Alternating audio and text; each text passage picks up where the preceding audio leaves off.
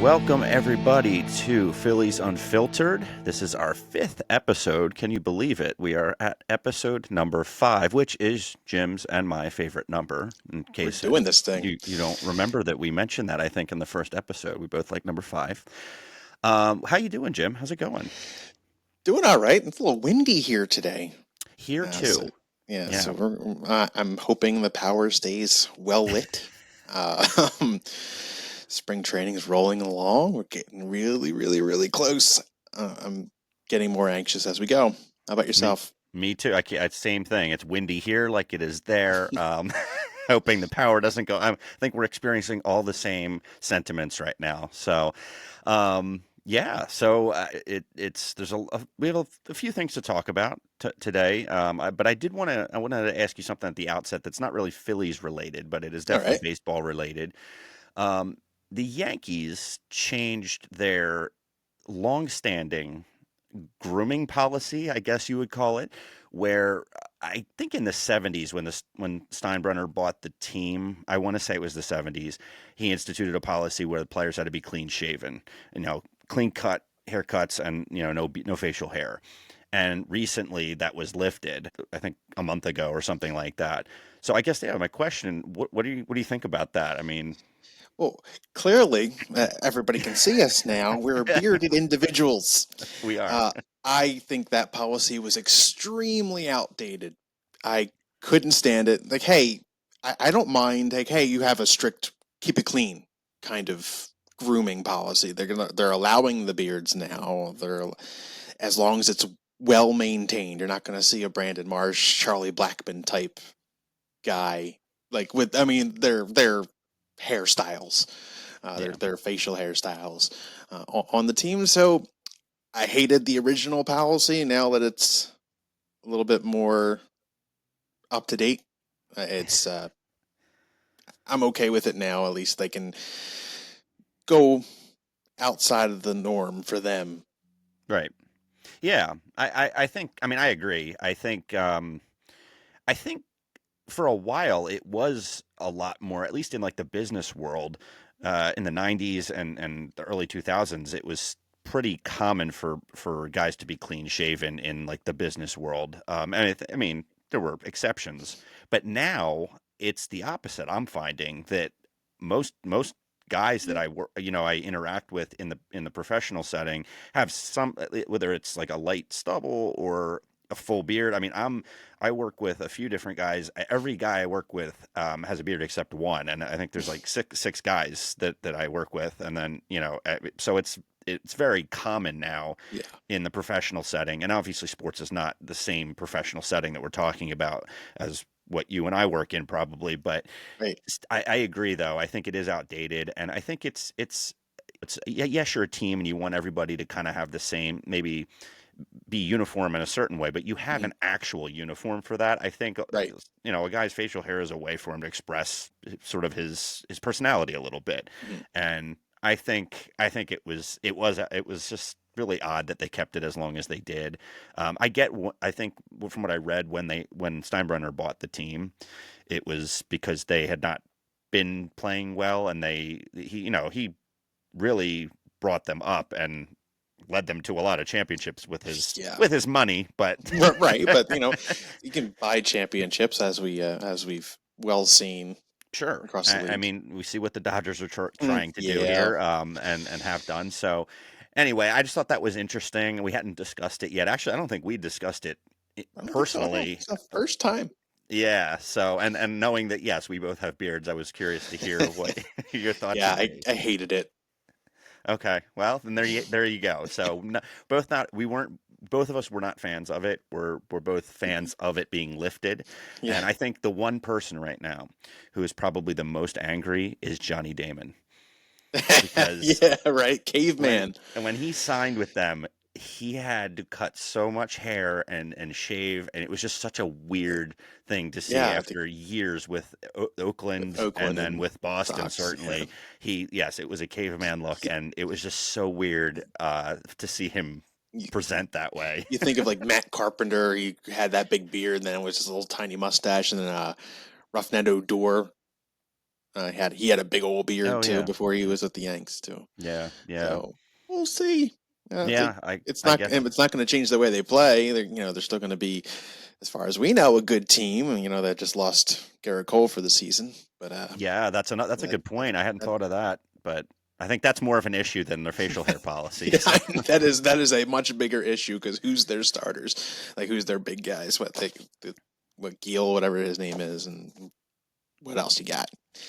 yeah, But it'll be interesting, but I mean that's a big blow, no question, for hmm them to lose him, before the season even starts. But anyway, okay, so there we go on the facial hair policy. But we have a few things I think that we have to talk about today, and I think the first thing that we should talk about is the idea of a six-man rotation. I think we mentioned it a couple episodes back when we were talking about the big three prospects, specifically Andrew Painter.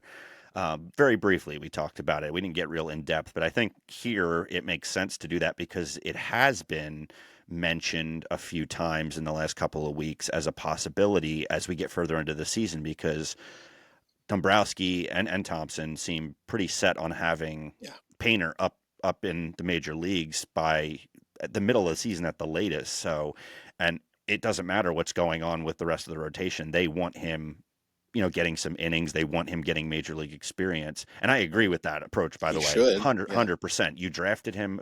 Wasn't he number one overall? he Like was really high. It wasn't number one, I don't think, number but he two was or really three. high. Yeah, the He was last number definitely a one, high first last round number pick. one was Moniak. Okay. Well, but yeah, I mean, you've got to get him innings in the big leagues, right? I hmm mean, you need him to be. We talked about it. I think he's the heir apparent to Zach Wheeler, I and agree too. you need him to start getting those innings. I don't think you have to throw him in there and rely heavily on him right away because you do have such a stacked rotation, and if it's healthy, you can bring him along slowly, but you need to get him those innings. Question is, how do you do that if you do have a full healthy staff? I'm not opposed to the 6-man rotation. I know you have you're on the other side a little bit I here, am, but yeah. if they can find a way to give Zach Wheeler the ball every fifth day, and then everybody else is extended, I mean, you just shove them aside just a little bit. I'm fine with that. I don't, but thinking about giving Painter that time, you're extending his arm on that innings limit for as long as possible if you put him in the 6-man rotation rather than a five. You're giving him an extra day, so you're giving more time into the season so you could potentially have him for playoff time should you Yeah. need him. Yeah, and it might come up. You never know. You're right. You never know. Um, you might need him in the playoffs this year.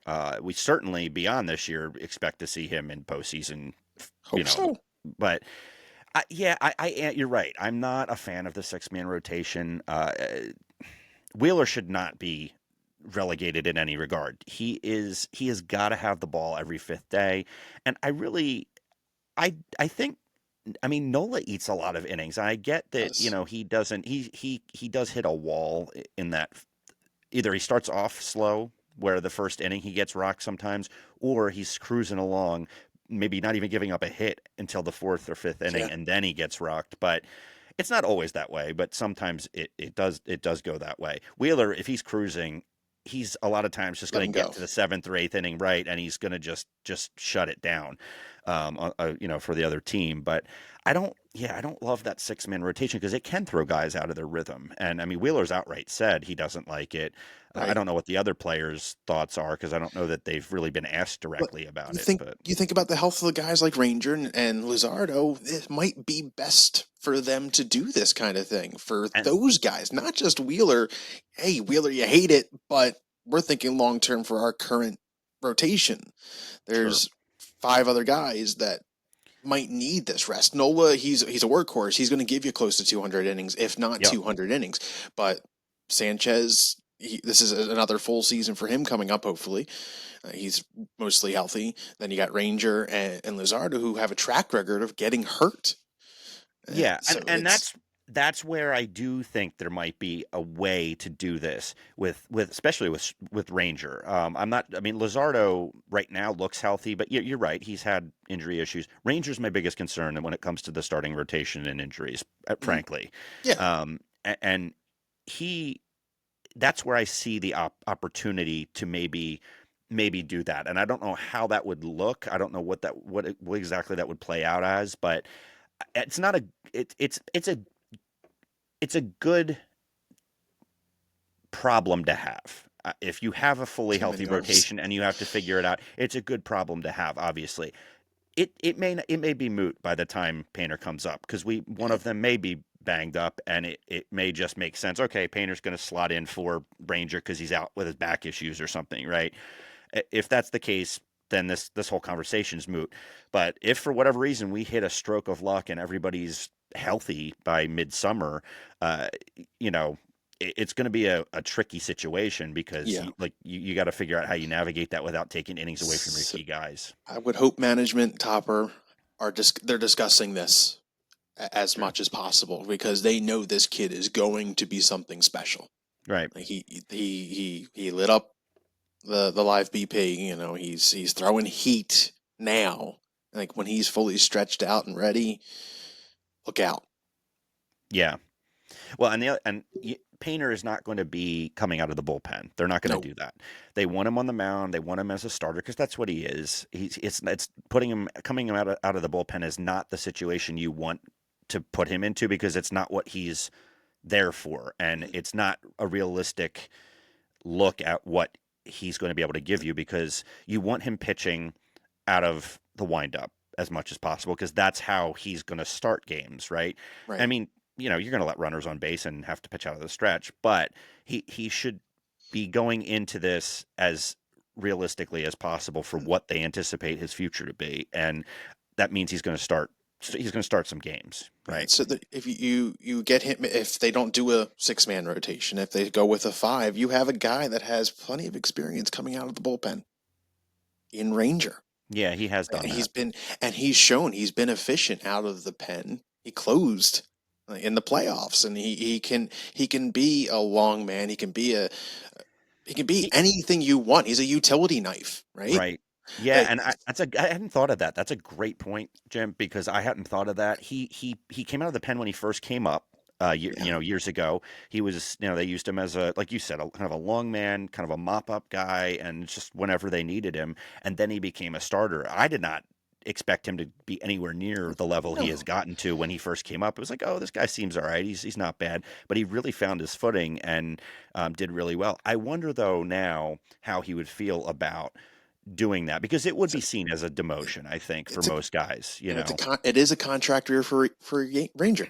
Right. So, but you think, hey, there might be a team that might need an arm, and he's a guy that could be Well, yeah, and I potential mentioned bait. Yeah, right. which you've mentioned. You think about like the Yankees who may need an arm, um, but he's a guy that I would see, or I wouldn't have a problem with putting in the pen, but he might have that problem, of course. I think I mean at this point Taiwan can't really argue anything. Like he's lucky to be No, on a he's major got league roster, no right? room. But I in terms of the personalities and the attitudes, I would expect Walker to be more annoyed about being in the pen than Ranger, even though Ranger has the resume of late to give him the edge when healthy, obviously, to Mhm. be in Yeah, there. So I don't know. I'm not sure how that's going to play out. I've heard more rumors again about Walker potentially because I think I mentioned that the last episode or the last two episodes about him being a possible trade piece at the end of the spring. Kind of if he's able to continue pitching decently well. You have teams like the Yankees, and they're all over baseball. I mean, a lot of teams are already dealing with injuries. Knock on wood, we're doing okay right now in it's, that regard. If that continues, you will have guys who will be, disposable in that yeah. respect. And Walker you might be able to get to deal him. And I'm not saying just throw him, to a team just to get rid of him because I think that's bad business. But you might get a team that's desperate enough to say, yeah, look, we'll give you like our seventh best prospect. Like Right. take that. Why wouldn't you Just take that? right. Eat a little bit of the money. And we'll give you this guy. Exactly, and the money's going to be a big part of that. Oh, for But sure. with Ranger, I think Ranger will not be. He won't be traded at the end of the spring because he's in the No, no. rotation. Talking late. Mid season at the trade deadline, possibly. But it's a tough decision because you can never have too much pitching. It's a really really tough line to walk if So you're Dave Dombrowski. So Silver lining is we do have a lot of pitching, Yeah, a lot of big league arms. Well, it stops rather suddenly, but we have a lot. It yeah, doesn't once you get past those six guys and then Walker, who has plenty of experience, and that's where your drop off is big yeah. time with Phillips and Mercado and And whoever we else don't we know got. what we're going to get with Mick Abel. I think the last outing he had wasn't too bad from what I saw. He was doing okay, but he hasn't gotten to that level that they anticipated Painter, Abel, and Yeah, I think Griff McGarry. McGarry Yeah, basically being.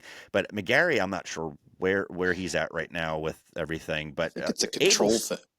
They got yeah, the he controlling the walks. zone for both Abel and McGarry. Yeah, but I do think from what I've read that they're a little more pleased with Abel's performance this spring as compared to last year. So maybe he made some adjustments. I don't know, but I mean, not a today problem. Obviously, No, those guys aren't coming up this year regardless. But anyway. So yeah, we'll see what happens, but I think it's an interesting thing. It's something certainly to pay attention to because regardless of what's happening, like we said, Painter is coming up he's the guy. this year, and I'm excited for it. I know you're excited for Yeah, it, and if you're a true Phillies fan, you should be too because better uh, be.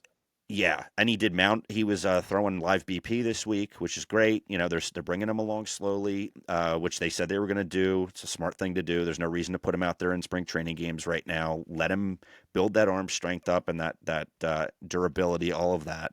But the pitches, I'm so excited to see Yeah, them right. because it's just scary with that height, that arm extension, and pitches that move the way that they're moving right now. I don't. It's going to be really hard for Yeah. hitters. I'm just thinking down the line, I'm gonna need a shirt seat. Like the t-shirt jerseys. Like, Other what Scherzer, yeah. number is this guy gonna wear? He's got what 76 in spring training.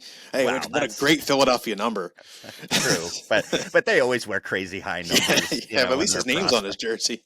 That's true. Yeah, but anyway, so yeah, I guess I would be curious to hear everybody else's thoughts on that too. If you're listening and you have thoughts on this, because I think it's a very again, it's a very tricky situation, and there's a number of ways you could handle it. And I don't want to speak for you, but I would be really curious to see what our listeners think about how to handle this situation. I'd like to see if they have examples of six-man rotations that have worked Yeah, and then haven't. Like I think what the Mets had a six-man rotation.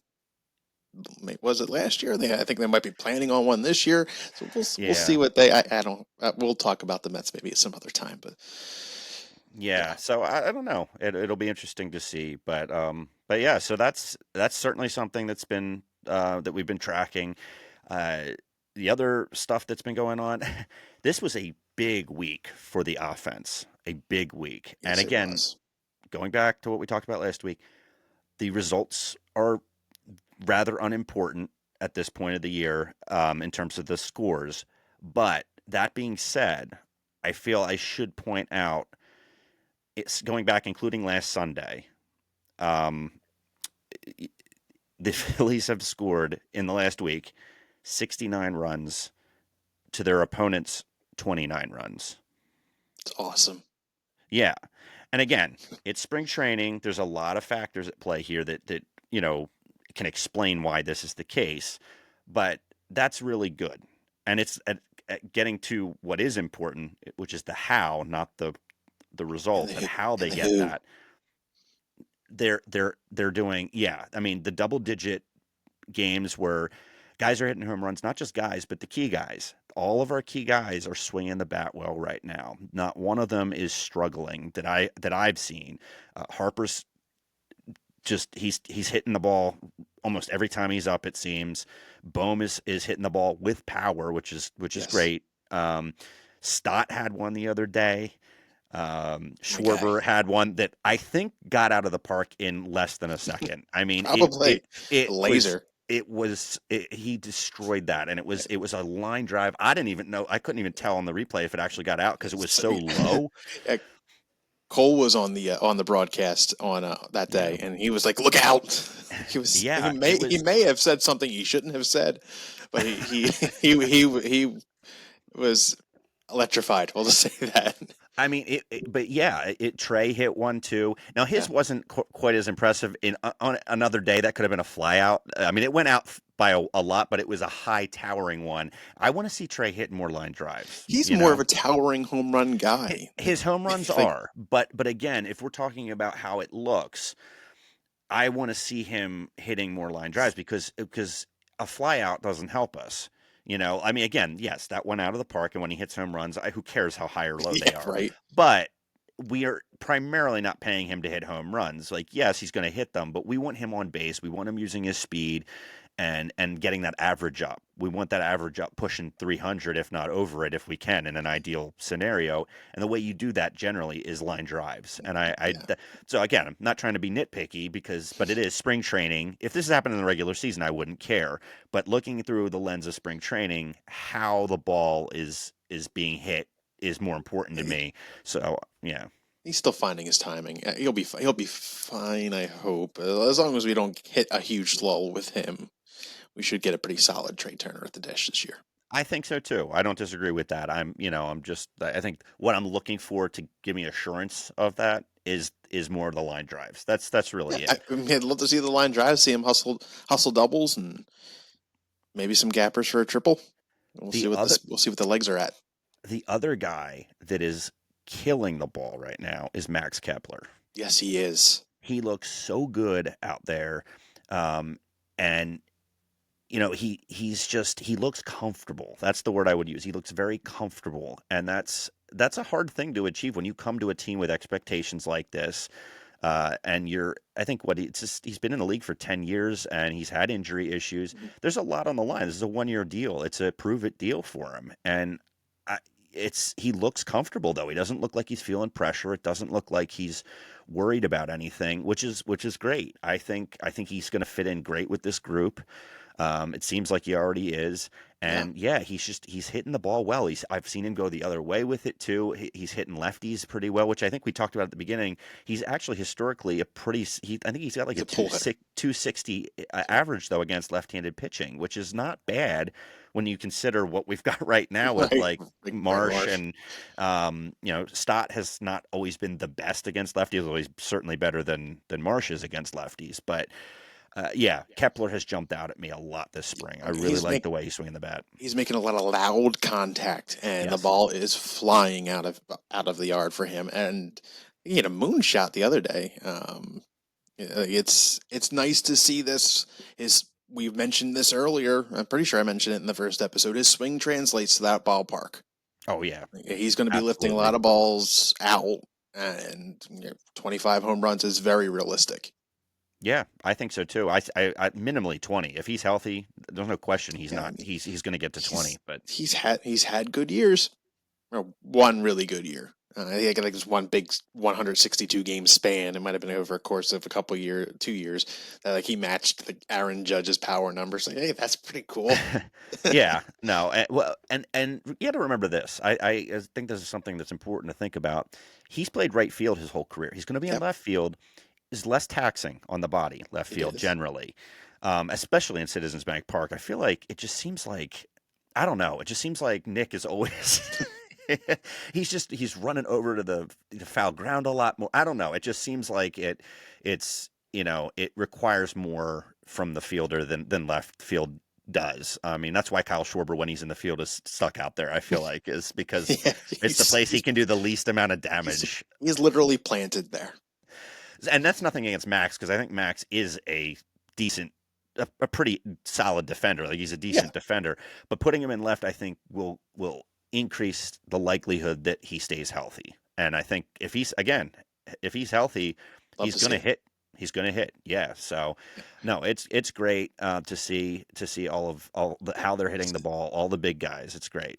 Where he's hitting right now, he's at least batting six, at Yeah. least. And I think it's solid right there. I think the lineup. I think they're pretty dead set on Turner leading off, and this lineup is looking nice. hmm Getting Yeah. more and I more just excited as we go. they've moved some stuff around. Harper's been at 2, 3. I hate the 2 thing. I really don't want him there. Yeah, It's not the type of hitter he is. He's a drive the ball. as hard as you can type of guy, which, that's what he should be. That's what he is. But I don't like him at two. I just think it's a wasted opportunity. He's your Right. best overall hitter. We don't have to get it back into it, but your best overall hitter to me should always be in the three spot. That's just I know. I agree. Chase was our number three for forever. And then we need to get them as many at bats as possible with runners on. So that's the with line you runners want. on. Yes, Right. that is a key, And and that's why that's Schwarber should be 4 or 5. I mean, yes he should, and so we'll get to that. See how that progresses over the course of the season. Hopefully, nicely. yes. So anyway, great to see the offense doing well. And Alvarado, I talk about this, but he's looking really good right now. It Yes. seems like the weight loss has helped him. Seems a little bit just looser and just probably feels better. He probably feels healthier, and that's great. It seems like his pitches are doing what he wants them to do, and we talked about it before. If he's healthy and he's feeling good and his stuff is doing what it's supposed to do, and you have Romano doing the same from the right hand side back there, that's going to be an unbelievable thing to see all year, having the two of them at the back end of that bullpen and our starting rotation. The rest will work itself out. Strom has got an injury right now. He may or may Yeah. not be ready for opening day. I don't think that's a huge setback as long as he doesn't come back too soon and he's healthy when it counts for us, because we will need him. But yeah, anyway, I think they're doing a great job So, with Alvarado right now, and we need him to be his best. so it sounds like morale is high in the Tracy household. Yeah, So we're feeling pretty good. We're feeling good I here too. I'm feeling good. Yeah, no, it's great, and season's going to be starting. We've got our partial game plan in right field. I forget what row it is. I have to double check. I think it's like the sixth row or something like that in right Very field. nice. So that'll be good. And I know you and I will be attending a game together Yes, we will. coming up early in the season against the Rockies. So I'm sure we'll have some special features that will go along with an episode around that. We'll maybe do something cool at the ballpark that we can share Yeah. with you guys on the podcast. But If all goes well, that should line up to be a Wheeler start. well, I'm not going to do that math and hoping, because I don't want to get my hopes up. And But well, again, with this pitching staff, really can't. You're really not going right. to get a bad starter. It's so I'm not really worried about it. That would be great. Of course, it'd be great to So see Wheeler. I'm excited to see what we can do around the ballpark. See if we can tell the folks afterwards. Yes, yes. So that'll be fun. And then the other thing I think that we really need to talk about is Kody Clemens is leading the team in hits this spring. And again, it is spring. And he's had more at bats than anybody too, so that's something to consider. Fine. Although that's more I'm opportunities to fine with not get that. a hit. So it's not always, but he is, and you talk about hard contact. He's driving the ball. He's hitting the ball solidly, and he looks comfortable. We touched on this before, but there's going to be a decision. There's not a lot of spots on this roster, and Yeah. Weston Wilson had the inside track because he was right-handed to winning that last spot. Now that he's going to be injured at the start of the season, Kody has re-entered that possibility just because he's got the longevity over a lot of the other guys. Now I know Buddy Kennedy has, what's he have, 4 or 5 hits, and 3 of It's, them are home runs, but yeah. It's nothing for me. yeah, I mean the rest of the at bats are not always great. There's a lot of strikeouts. If I'm right now, if I'm picking, and I throw the right left thing out the door, because Kody against a lefty, I'm going to take my chances, and certainly against righties, he's he's he's doing what you need him to do, and you know what you're going to get from Kody Clemens. He's the Yeah. perfect guy to come off the bench, that first man off the bench kind of thing, where he can play first base, third base, left field, right field. He's a corners guy. He can play second base too. He could. I don't. So he's got a lot of versatility. I think he's earned his spot. And at this point, I say, forget the left right thing. It's the beginning of the year. You're not going to lose anything really by True. starting the year with Kody. If he struggles, you either let Wilson come into that spot when he's healthy, or you can maybe make it some kind of a move to deal with that. But I know Christian Arroyo is another one. He's looked pretty good this spring. But I'm curious, what are your thoughts? First of all, on Kody, but then also on Arroyo. Tell me, when we watch Kody Clemens play, when doesn't he make hard contact? I think It's fair. he's just somebody that hits the ball hard, or at least he tries to hit the ball hard every time, and like he takes advantage of his chances, Yeah. and he knows they're minimal right now because he's kind of locked. He's not going to be a starter here. He Um, appreciates his opportunities. yeah, There's no yes, he question. does. He does. I really enjoy watching Kody Clemens. I Me think too. I don't. He's not a superstar, or at least not right now. But he's somebody that should be on this bench at least. I Yeah. don't. I'm throwing out the left right thing too. Cody Clemens is a bat that you need. He's a utility guy that you need. He can spot Harper at first if you need Mhm. him. It's like, hey, Bryce needs a day, or Bryce is going to DH today because Schwarber needs a day. You can have Cody Clemens play a really solid He's a first he's a base. He's an excellent really defender.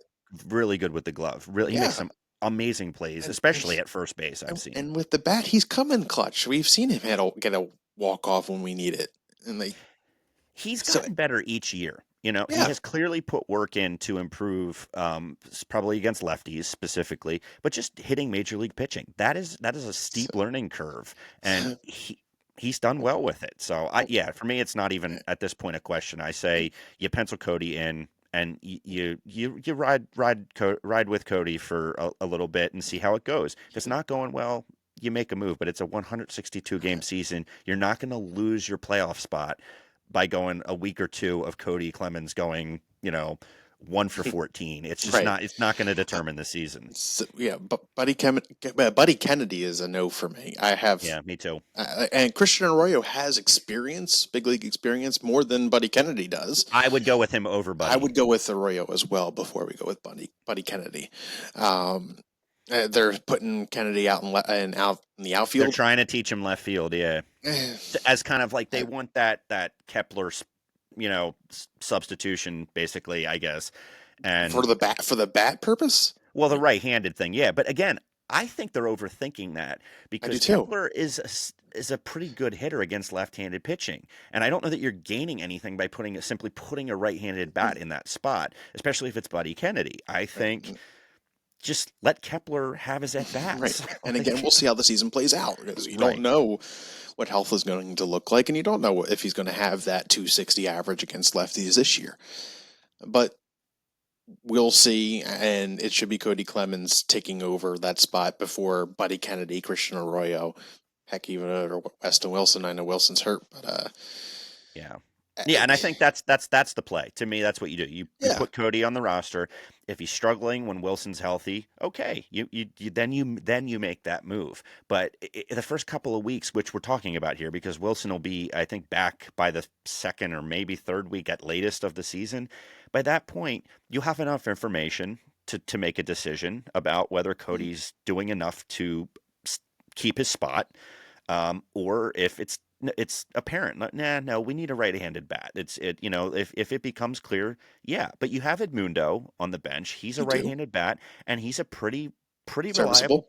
Yeah, I mean I'm comfortable with him as a right-handed bat off the bench. Now, would it be nice to have more? Sure, but these decisions aren't always. It's not always a binary decision of left or right. You have to think about the other factors that go into it, like the defense, like the fact that Cody has earned his spot, and like the fact that the other options aren't better because they're right-handed.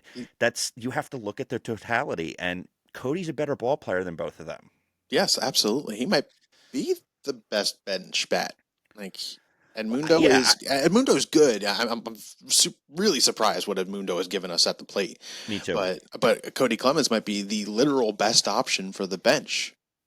If Cody got the chance to start on a team like a team that didn't have the stacked lineup that we have, he might be a 20 or 25 home run guy, drive in 80 runs. He might do that. I think that's the ceiling for him personally if he were given a chance to start for like a full season.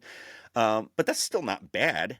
And I think on this team, he's comfortable being the bench guy. He doesn't have any delusions that he is a starter on this team. He knows what team he's on, and it seems like he wants to be here. He wants to win, and that's the type of guy you want coming Yeah, in. The guy that feels like every time he comes up, he's got something to prove, which I think he does. Now, I'm not saying he's squeezing the bat too tightly or he looks nervous. I'm saying he's playing like every at bat matters, and that's what you want from a bench guy. he's You want a guy who's going to do that. he's got a bit of Clemens ferocity, that intense A little less arrogant than attitude. his father, but yeah, Yes, Kody seems like a better dude, yeah, but I love that Rocket is supporting him. He's at the games too. That's yeah. that's I've pretty seen him cool. and they've had him in the booth and stuff. Yeah, no, he's kind of gotten a little mellower over time, as a dad. There's But probably reasons for that. so yeah, I mean that's I think that's kind of where we are with spring training. Do you have any other things you wanted to point out? Any other thoughts on what we'd already talked about? Not really. I think we're looking good. It was a great week this week. Who cares wins and losses? But the offense putting up some numbers Hmm. leaves me more excited. Watching the ball go off the bats of some of these guys, it's a thrill, and I can't wait for the season to get started in a really, really short amount of time now. We're getting real close. Last full week of spring training is coming up this week. That's right. Yeah, it is coming up fast. And I agree with you. This is probably the best I have felt in spring training in a while. And again, because usually I'm just like, it doesn't really matter. But uh, just I don't think I've ever seen the entire team look as sharp as it does right now. Like, throwing out the results, throwing out the scores, any of that. Just like we just talked about, the way they're hitting the ball and how comfortable they look. That as a group has not happened this quickly in spring training before. The start of the season is a new season, so it doesn't guarantee that all of this is going to translate over, but it's still a good sign. There's certainly no negative to them Right. looking as sharp as they look right now. So I'm excited. I can't Me wait too. to have that first game. And I think we can kind of maybe tease this now, but uh, Jim and I are going to, before the regular season starts, we'll give our projections or our predictions, I guess is a better way to say it, for who we think are going to be, the team leaders in certain categories, certain statistical categories, and that sort of thing.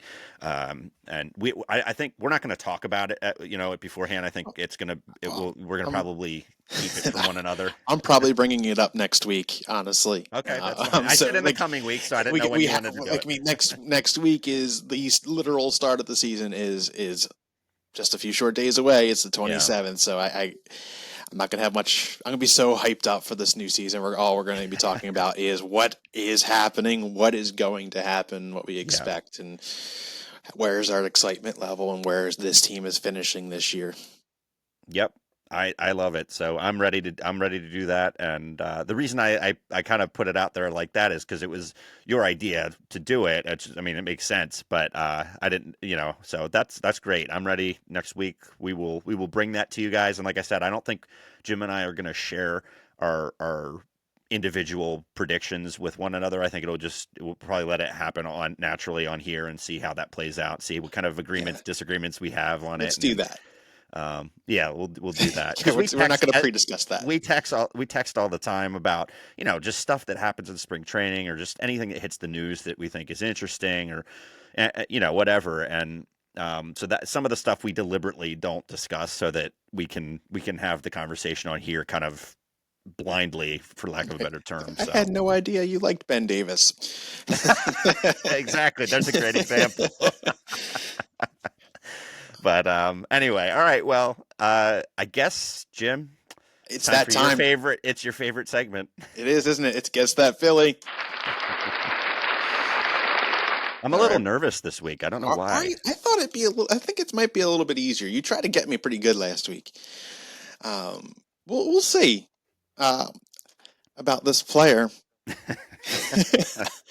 uh, Spent his career with 7 teams. 3 of his years of of which were on the Phils. This sounds like the one I gave you last week already with the amount of not maybe not the years exactly, it was close, but the 3 with the Phillies. Okay. Yeah, All right. he started off as a Yank though. Okay. So that might so it was the Phils, Yankees, Dodgers, Rangers, Giants, and Cleveland. Wasn't going to be Okay. specific because it was a different name back then. But as I mentioned, 3 years with the Phils, 28 home runs, 95 RBIs with a 248 average. That's over the course of that time. 3. Okay. Signed as a free agent in 2002. Okay. He's Puerto Rican. Okay. Bats left, Okay. throws left. I Uh, I got a thought right away, but I want to okay. hear. Yeah. Yeah. I think the next two clues are going to give it away. So, Okay. do you want to take a guess, and I'll just give you what those last clues were? Can you give me one of the 2 Oh, clues? geez. Let's see how good your memory is of 2004. Okay. I believe it was 2000. It might have been 2003, actually. I remember this specific player recording the last out of Kevin Millwood's no-hitter. Okay, that doesn't actually help me. That's the so Really? far the least. Yeah, because I don't. All right. Number 33. Okay, Ricky Leday. It is Ricky Leday. Yeah, that's Good I work. was the number. The number was. I did. That's what I thought after like the first clue or two, but then I was like, I knew he was 33, so I was waiting to see but everything else lined up, and then no, I had no memory of who caught the final out of Millwood's. No, I don't remember that at all. That was Yeah. the only clue that didn't click with me. I feel like I mentioned the Yankees too much tonight, but I feel like he was a major part of. It might have been David Wells' no hitter. Yeah, no, he was. I remember because He's on that team.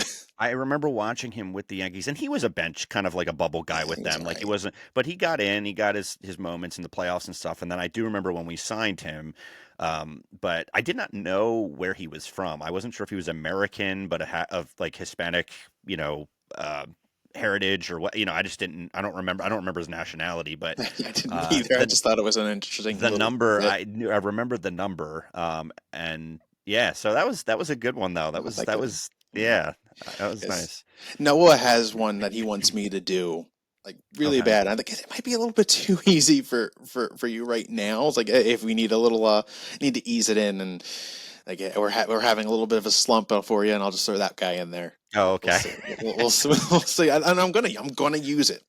So, but we'll get to that at some point, unless you use them first, which you I never don't know. know. I'll be honest though, I don't think about these until like the couple days before although the Kevin Jordan one I came up with a lot like when you first mentioned the segment, I don't know why but I had that one locked and ready to go. Rico Bronya I came up with the day we did it, I, the day we recorded it, and that's probably that's how I do assignments. I'm just like yes. when I was in school, it's just like I did my best work at the 11th hour. It was like Yes, I knew I wanted to use Ricky Leday because I remember the day I had a baseball game that day.